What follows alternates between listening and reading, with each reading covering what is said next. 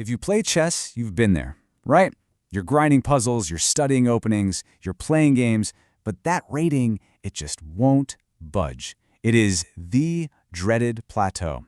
And for so many of us, it feels like this brick wall you just can't break through. But what if the whole reason you're stuck isn't about how talented you are, but about how you're training? Well, today, we're going to tear down a powerful myth about getting better at chess and look at a method that might just change everything for you. So what's the deal here? Why do so many smart, dedicated players hit this ceiling? You know, you pour in the hours, you learn all the strategic ideas, you memorize the latest opening theory, and yet your results just don't seem to show it. It's got to be one of the most frustrating things in chess, that feeling that no matter what you learn, you're not actually getting any better at winning games. Okay, let me tell you a story that makes this super real. This was the brutal reality for a guy named Michael Della Mazza when he got into tournament chess. He was a Class D player, and his games were, well, they were short. We are talking getting crushed in 8 moves, 10 moves. This isn't losing a complex 60-move grind. Nope. This is getting blown off the board before you've even warmed up your chair. It was this kind of repeated, just humiliating failure that sent him on a mission to figure out what was so fundamentally broken about the way we're all taught to improve. All right, so to understand the breakthrough he had, here's our game plan.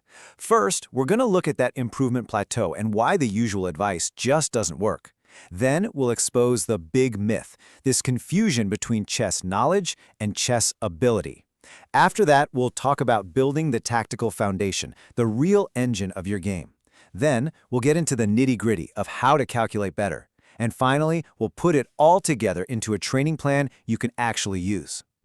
So Della Mazza did what any of us would do. He went looking for help, but he just kept hitting dead ends. Most of the books were written for players way stronger than him, and the coaches, their advice was, kind of useless. One told him to spend hours studying some obscure endgame. Another one suggested he annotate hundreds of Grandmaster games. All of it was super time-consuming, totally abstract, and it just wasn't making him any better at the board. And this is the kind of wisdom he kept running into. This really pessimistic view that if you're an adult, forget about making big jumps in your rating. The idea was that you just had to accept these tiny, slow gains. But Della Mazza just wasn't buying it. He refused to believe that was the only way. And that refusal is what led him to a huge insight about what we're really doing when we try to get better at chess. And this, right here, is the heart of this entire explainer. The reason so much of our study feels pointless is because we get two very different things completely mixed up: chess knowledge and chess ability. And I'm telling you, understanding the difference between these two is the key that unlocks the whole thing. So what's the difference? Well, chess knowledge is knowing about chess. It's all the stuff you read in books. Weak squares, knight outposts, opening theory. But then there's chess ability. And that is the raw, in-the-trenches skill of actually winning the game. It's being able to see a combination, to calculate cleanly, and to just not blunder your pieces away. It's the skill of execution. Della Mazza saw it all the time. Players who knew a ton about chess, but whose ratings hadn't moved an inch in years. And his analogy for this is just perfect. It hits the nail right on the head. He said, spending all your time on high-level strategy and openings when your tactics are weak is like meticulously polishing a car that doesn't have an engine. I mean, it might look shiny and you might know all the specs, but when the light turns green, you are going absolutely nowhere. So look at it this way. On one side, you have the typical way people study, the polish. It's heavy on theory, strategy, studying GM games. On the other side, you've got the engine, the raw skills, tactics, calculation, visualization. These are the things that actually win and lose games. The big argument here is that for almost all of us club players, the bottleneck isn't our knowledge, it's our engine. It's just not powerful enough. Okay, so you want to build that engine, right? You want that raw power. Well, the answer is a relentless, absolutely foundational focus on tactics. And this isn't just, oh, I'll do a few puzzles. No, this is about completely rebuilding your improvement philosophy around one goal: achieving overwhelming tactical strength. This idea really gets to the truth of amateur chess.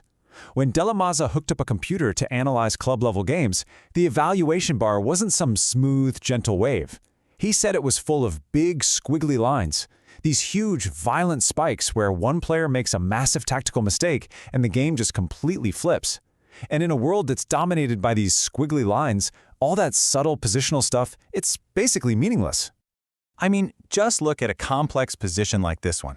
A player with tons of positional knowledge might come up with some brilliant 20-move strategic plan, but if they miss a simple 5-move tactic that loses a piece, poof, that whole plan is worthless. And that's the lesson. The raw ability to see just one move deeper is worth more than all the strategic knowledge in the world. As Delamaza said, a C-class player with an expert's tactical skill will crush a C-class player with a grandmaster's positional skill, because sooner or later, the tactical player is just going to find a shot that ends the game. And hey, don't just take his word for it. This isn't some fringe theory.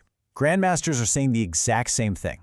As GM Jonathan Levitt says right here, at our level, the game almost always boils down to tactical awareness. Who sees the shot and who doesn't? It's really that simple.